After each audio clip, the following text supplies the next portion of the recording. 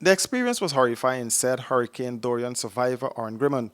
Grimmon and his family, which includes three children, a 7-year-old, a 2-year-old, and a 2-month-old baby, arrived home last night on a Caribbean Airlines flight at the Chelsea International Airport. Grimmon and his family were welcomed by Minister of State Don Hastings, Minister of Foreign Affairs Karen Cummins, and Minister of Citizenship Winston Felix. It's horrifying. It's traumatizing to begin with because as husband and father, I looked at my family and there's nothing that I could have done to save my family. We were in the ceiling and the water was rising. It was terrifying because there's no way to escape this boiling water. You see? And so what we did, we kicked the door out, and there's still no help. There's still no way I could save my family.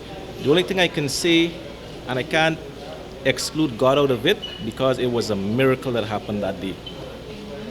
It was indeed a miracle because we prayed. So many people in Ghana here were praying because they were watching the storm, and they know we could get out of it alive without divine intervention. The island has been devastated by this hurricane. It was shocking. We could have been victims, and so it really pains our heart to know that there are people out there who died. There were parents out there who put their children in trees just to save them. It wasn't easy to know that we are alive and, persons died. Grimmon and his wife are both teachers and were living and plying their trade in the hurricane-ravaged island.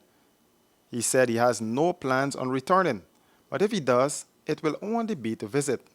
Maybe check back families and friends that are there too, but to work, no. It's really difficult to relive that experience, to see the houses that are there that are demolished, and, it's difficult to see that. In the aftermath, what was happening? The aftermath of the hurricane, there was another scene.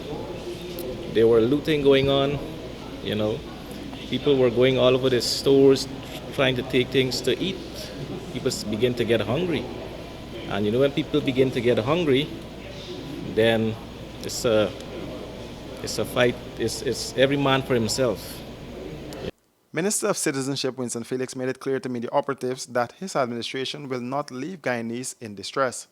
Do not do that. We showed that in 2017, and it continues now. The issues now, which we have to resolve, concerns logistics and persons finally deciding that they will come. We have an indication. I think there are about 28 persons who we understand would like to return, but those arrangements have to be properly organized, and then we know how they will be coming. But these are issues under consideration now.